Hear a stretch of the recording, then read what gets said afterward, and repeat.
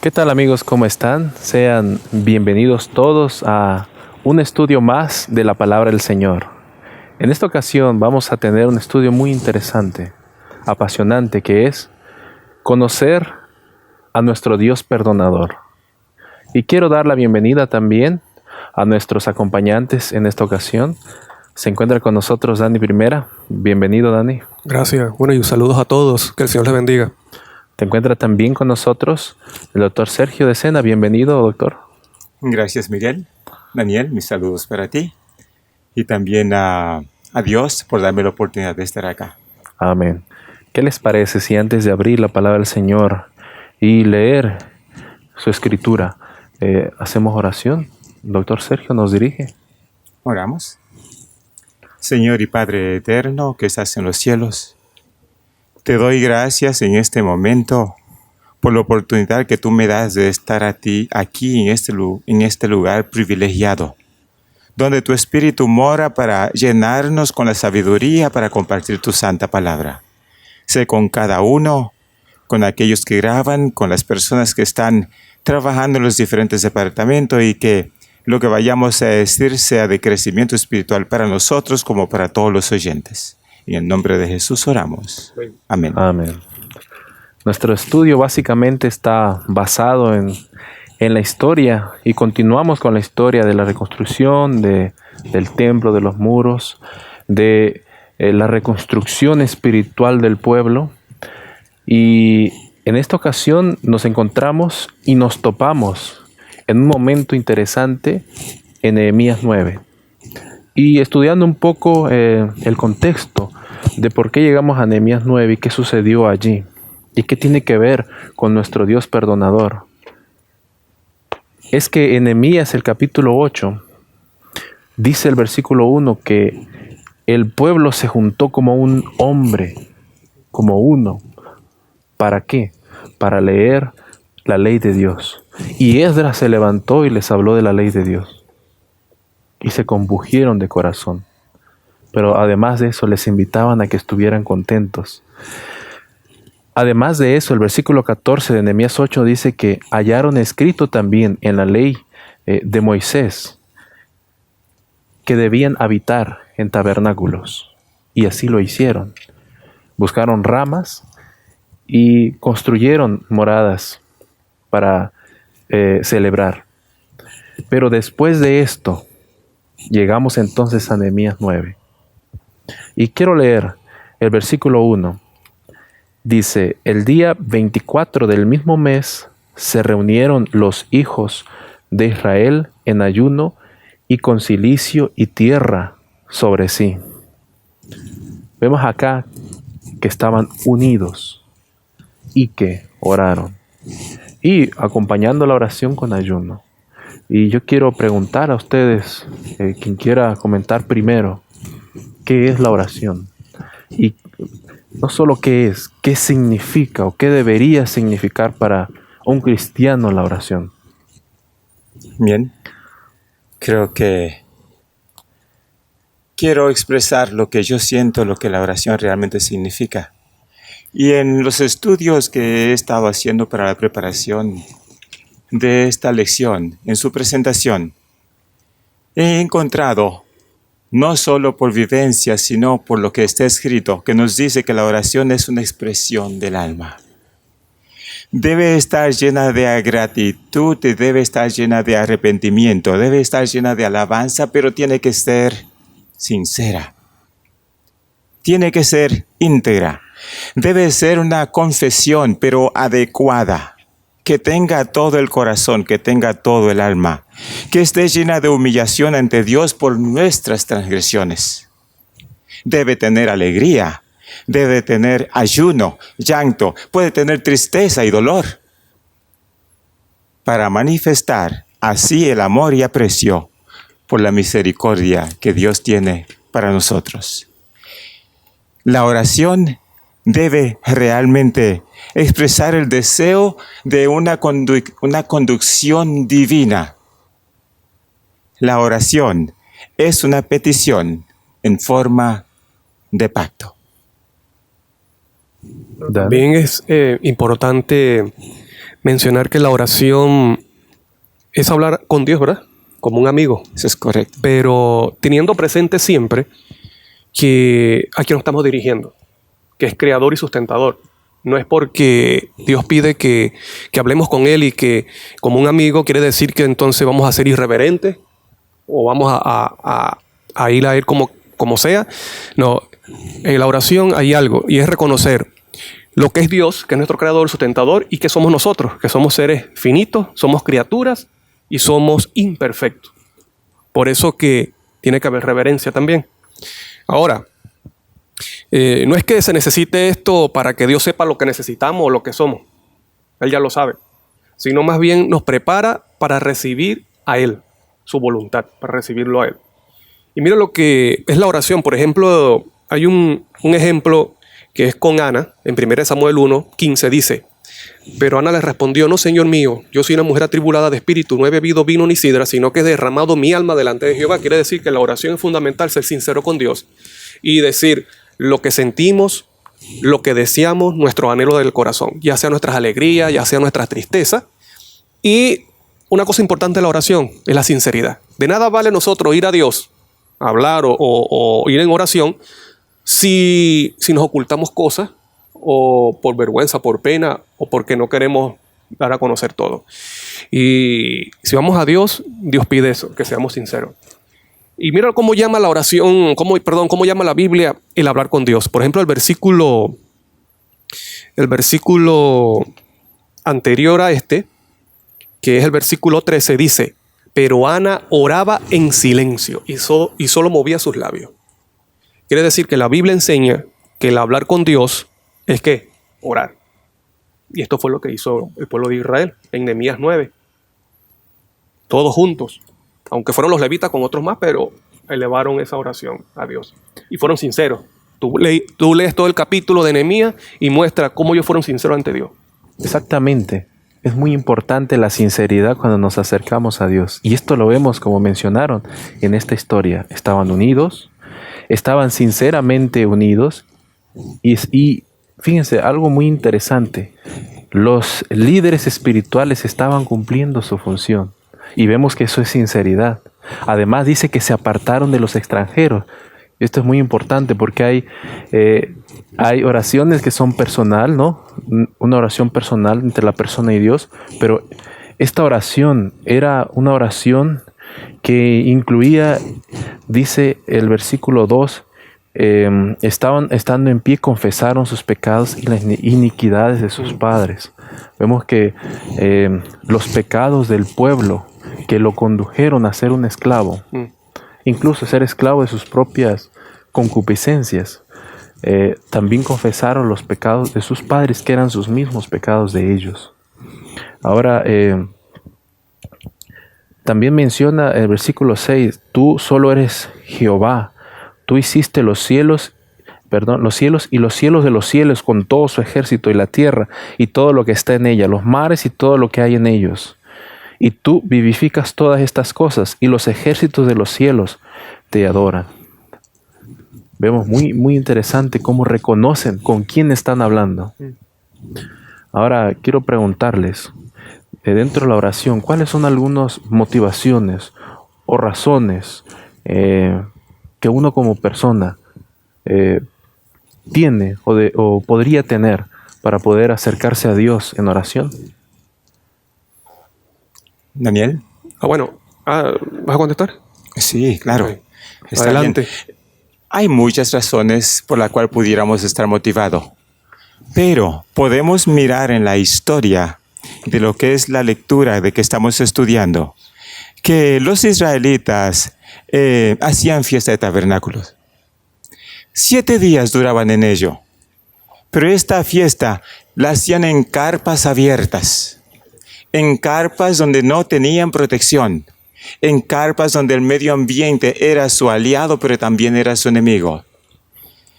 Ellos hicieron esas fiestas en esas tiendas para recordar los 40 años que habían pasado en el desierto, en el cual habían solamente dependido de Dios y de su misericordia.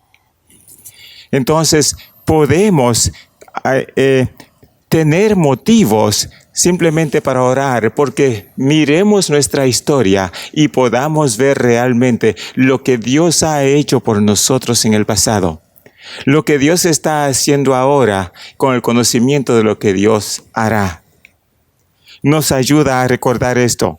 Pero después de la fiesta, ¿qué fue lo que vimos? Que el pueblo se reunió. Dio gracias en alegría, en tristeza, confesaron sus pecados delante de Dios y alcanzaron misericordia y perdón. Amén.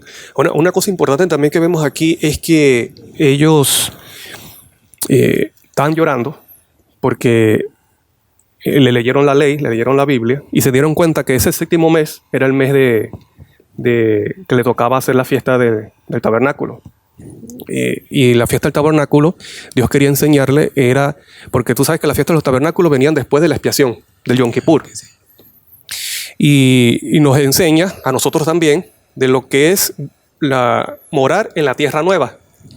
Pero luego de cuando ellos hicieron la fiesta con tanto gozo, entonces vemos la oración que hace.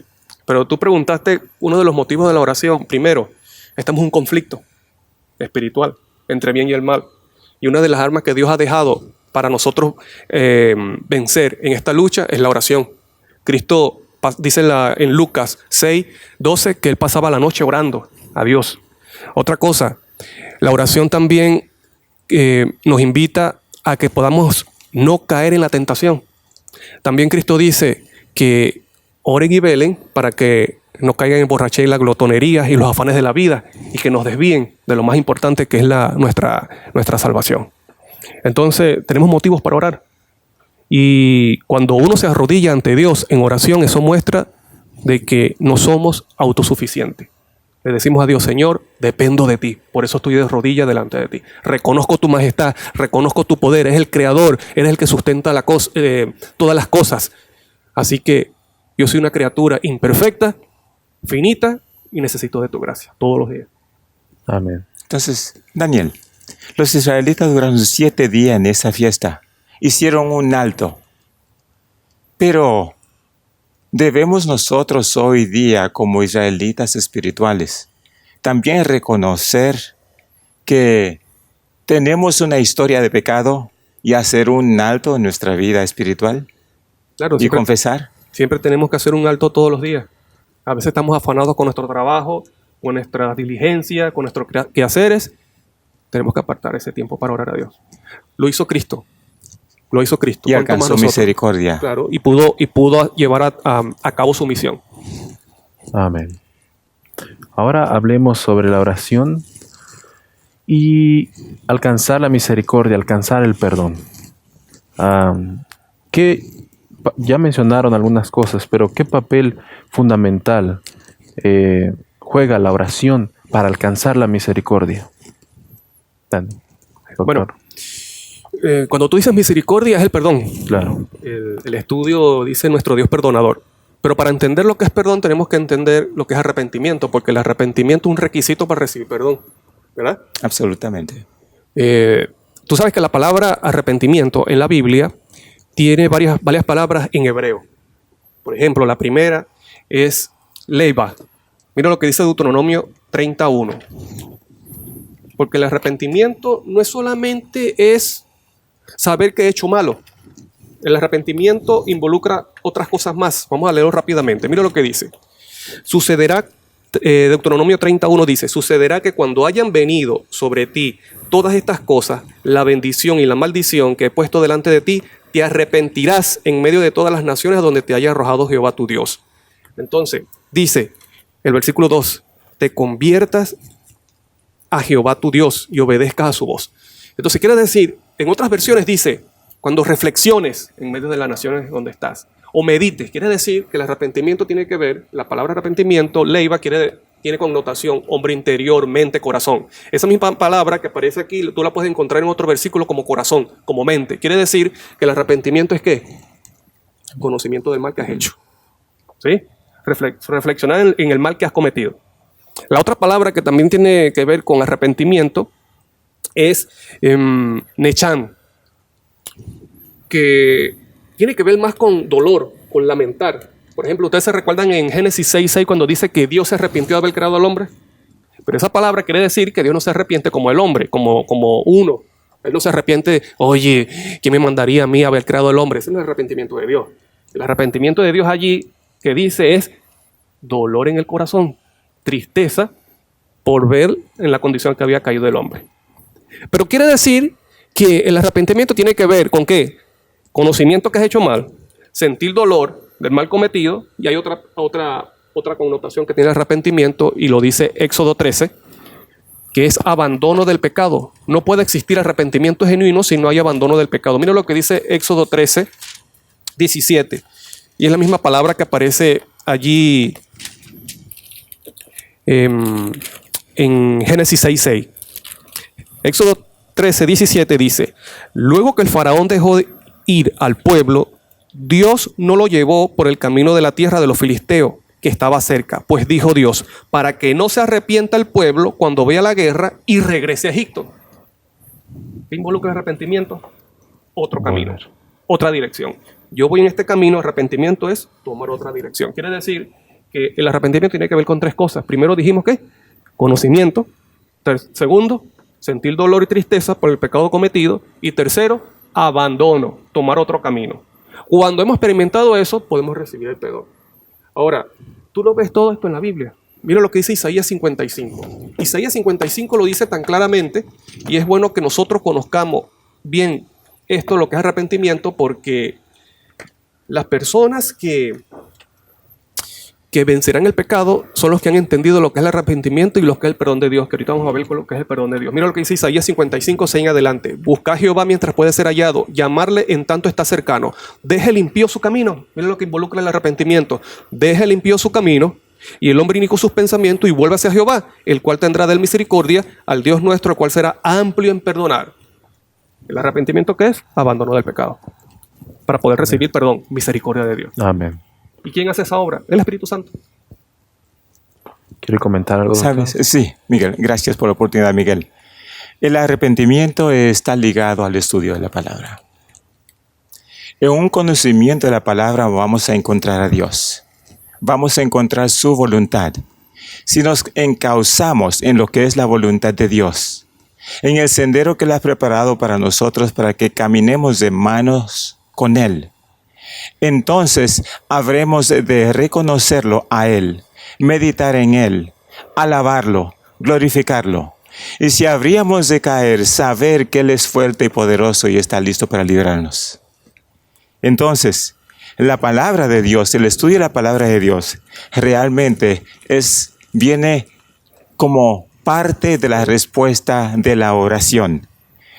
Con eso puede venir el ayuno y el gozo que ya mencionamos, que nos ayuda a reconocer que realmente hemos caído y que a través del estudio de la palabra de Dios es que podemos confesar nuestros pecados, con la intervención del Espíritu Santo, ser perdonados, y entonces alcanzamos la plenitud que Dios tiene para nosotros. Eso es muy importante, porque para que la persona se arrepienta tiene que tener conocimiento de pecado, y Dios ha dejado la Biblia para eso. Amén. Por medio del Espíritu Santo, Dios toma la Biblia para amonestarnos y señalarnos en dónde estamos fallando.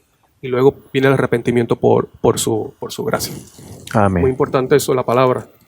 Gloria a Dios. Amén. Bueno, y una vez que una persona ya realmente, sinceramente, se ha arrepentido, ¿no? Ha reconocido el mal que ha hecho, ha sentido dolor por ello, y propone en su corazón no seguir con ese pecado, Ahora, esto sucedió con el pueblo de Israel. Cuando confiesan su pecado, muestran dolor, se arrepienten de sus pecados y los pecados de sus padres. Y ellos propusieron, hasta filmaron y todo, a no volver a caer en eso mismo. Exactamente. Y el versículo 36 dice, he aquí, hoy somos tus siervos. Quiero agregar esto. ¿Qué significa ser siervo de Dios después de que ha recibido el perdón? A quien quiera comentar esto. Bueno, Pablo en Romanos lo llama siervo de justicia, obediente a sus principios. Dios nos ha libertado de la esclavitud del pecado, ahora nos hace siervo de justicia. Es una gran bendición, hermano Sergio, de que nosotros hemos sido esclavos del pecado y que por la gracia de Dios ahora seamos siervos, seamos obedientes a sus principios. ¿Cuáles son los principios? Muchas veces vemos los principios de Dios como una carga porque solamente vemos como no hacer, no hacer, no hacer, no hacer. Pero es que la ley es el carácter de Dios. Dios lo que está diciendo es, tú necesitas ser redimido, tú necesitas ser salvo. Yo te puedo cambiar el egoísmo por el amor, que es el carácter de Dios. Cuando se implanta la ley en el corazón, lo que Dios está implantando es su carácter, su imagen, la imagen de Cristo. Eso es maravilloso. De que el hombre, después de haber sido enemigo de Dios, muerto en su delito y pecado, ahora Dios lo hace siervo de justicia, que es el carácter de Cristo, morando. Porque no solamente es vencer el pecado, ahora es vivir en el amor de Cristo Jesús. Eso es lo que involucra la gracia. Ahora, para que el hermano comente algo, yo quisiera también añadir lo que es el perdón. Ustedes saben que el pecado no se perdona. El pecado se transfiere y el pecado se paga. La Biblia dice que el pecado se paga. ¿Cuál es la paga del pecado? La muerte. La muerte. Es la muerte. Entonces, para que una persona reciba perdón, esa persona tuvo que haber transferido su pecado a otro que estuvo dispuesto a morir en su lugar. El pecado no se perdona, el pecado se paga. ¿Con qué se paga? Con nuestra propia vida. Tú cancelas tu deuda, es muriendo eternamente, porque la paga del pecado es muerte eterna. Pero para que nosotros recibamos perdón, y lo que la Biblia enseña, lo que es perdón, es porque alguien estuvo dispuesto a cargar con el castigo del ser humano, del pecador, del culpable. ¿Me explico? Quiere decir que cuando la persona recibe perdón, ha recibido absolución o ha eliminado la condena o el castigo, porque otro estuvo dispuesto a recibirlo, ¿verdad? Pero el perdón no solamente involucra de que nosotros hemos sido librados de la condenación eterna. El perdón involucra otra cosa más. Miren lo que dice Romanos 3. Vamos a Romanos 3. Miren lo que dice Pablo acerca de lo que es la transacción del perdón. En Romanos 3, 23 en adelante dice, por cuanto todos pecaron y están destituidos de la gloria de Dios y son justificados gratuitamente por su gracia. Son justificados. Y justificado es lo contrario a condenar. ¿Me explico? En el libro Fe y Obra, en la página 107, dice, el perdón y la justificación es una y la misma cosa. Quiere decir que cuando nosotros recibimos perdón, el culpable recibe el perdón, es que ha sido justificado. Amén. Entonces dice, son justificados gratuitamente por su gracia. ¿Por la gracia de quién? De Dios. La disposición que tuvo Dios. ¿Cómo se mostró su gracia? Bueno, lo sigue diciendo, mediante la redención que es en Cristo Jesús. Tuvo a alguien dispuesto a sufrir el castigo en nuestro lugar, que Dios puso como propiciación por medio de la fe en su sangre para manifestar su justicia, a causa de haber pasado por alto en su paciencia los pecados pasados, con miras a manifestar en este tiempo su justicia, a fin de que Él sea el justo y el que justifica al que es de la fe de Jesús. Entonces, Dios nos dice, dame tu pecado, ¿y qué recibimos nosotros? Su justicia, que es un don. ¿La justicia de quién? De Cristo Jesús. Por eso que no solamente es eximir de culpabilidad y de condenación. Además de eso, tú recibes algo. El culpable, el hombre, el creyente arrepentido recibe algo. Mira lo que dice Romanos 5:16. Y con el don no sucede como en el caso de aquel uno que pecó, porque ciertamente el juicio vino a causa de un solo pecado para condenación, pero el don vino a causa de muchas transgresiones para justificación. Si por la transgresión de uno, dice el versículo 17, si por la transgresión de uno solo reinó la muerte, mucho más reinará en vida por uno solo, Jesucristo, los que reciben la abundancia de la gracia y el don de la justicia. ¿Me explico? ¿Cuál es ese don? El don de la justicia. ¿La justicia de quién? De Cristo. De Cristo Jesús. Por eso que cuando uno recibe perdón, ¿cómo se dice perdón en inglés? Forgiveness. Forgiven, ¿verdad? Yes. Y si nosotros separamos, esa palabra dice forgiven, dado para. Es un don que se da ¿para qué? Para vencer ese pecado en el que hemos caído. En español, perdón, un don para. ¿Y cuál es el don que recibimos? ¿Qué dice Pablo? La justicia de Cristo. Por eso que cuando tú recibes perdón, tú estás recibiendo el don de la justicia de Cristo y con ella la vida eterna. Por eso que dice Romanos 6:23, porque la paga del pecado es muerte, pero la dádiva o el don o el regalo de Dios es vida eterna en Cristo Jesús, en Cristo. También podemos decir que es un corazón nuevo. Él lo promete también. Amén. En Ezequiel, Jeremías, dice, te daré un corazón donde esté mi ley. Amén. ¿Y qué es la justicia? Es obediencia a la ley. Amén. Entonces, nosotros a veces vemos y esto es muy importante que las personas entiendan lo que es un perdón. Porque muchas veces nosotros jugamos con el pecado diciendo, no, sí, Dios me va a perdonar y Dios me va a perdonar. Entonces, pero cuando vemos que el perdón no es una cosa simple, para que el culpable reciba perdón, tuvo alguien que moría en su lugar y es Cristo Jesús. Amén. Por eso que Pablo dice en Hebreo, hay de aquel que pisotea la sangre de Cristo. Hay de aquel que toma como simple lo que Cristo ha hecho. Entonces, es maravilloso. Cuando se recibe perdón, está recibiendo es un don, y el don es Cristo Jesús, y con él la vida eterna. Amén. Termino con una cita que dice, hay una cita en Discurso Maestro de Jesucristo, dice, el perdón de Dios no es solamente un acto judicial por el cual libra de la condenación, no es solo el perdón por el pecado, es también una redención del pecado. Ahora, es una redención del pecado. Es la efusión del amor redentor que transforma el corazón. Entonces, ¿cuál es la evidencia de que se ha recibido verdadero perdón? Cuando se ha dejado de cometer ese pecado. Amén. ¿Quiere comentar? Sí, para quiero finalizar? comentar. Yo creo que el comentario que mi hermano Daniel ha hecho ha sido abarcante y realmente nos da un Profundo. panorama de lo que estamos conversando aquí, que es el perdón. Pero en Mensajes Selectos, el tercer tomo, la página 276, nos habla en un breve esbozo que dice, cuando por el arrepentimiento y la fe aceptamos a Cristo. Lo que tú vienes diciendo, es a Cristo que tenemos que aceptar como nuestro Maestro y Salvador. El Señor perdona todos nuestros pecados, pero tenemos que aceptar a Cristo.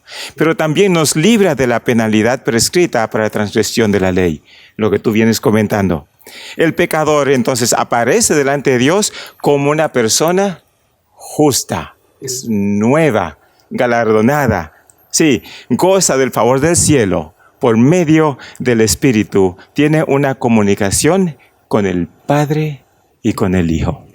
Amén. Bueno, y la justificación es eso, que Dios te coloca el manto de justicia, lo que dice Jeremías, que es Isaías, que es el manto de salvación. Por eso que entonces nuestras inmundicias son cubiertas por la justicia de Cristo Jesús. Amén. Y creo que ese es el llamado que Dios nos hace, ¿no?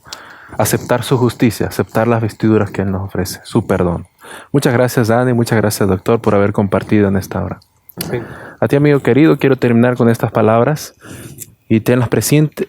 Dice que Isaías 53:5, mas Él fue herido por nuestras rebeliones, molido por nuestros pecados. El castigo de nuestra paz fue sobre Él, y por su llaga fuimos nosotros curados. Todos nosotros nos descarriamos como ovejas, cada cual se apartó por su camino, mas Jehová cargó en él el pecado de todos nosotros.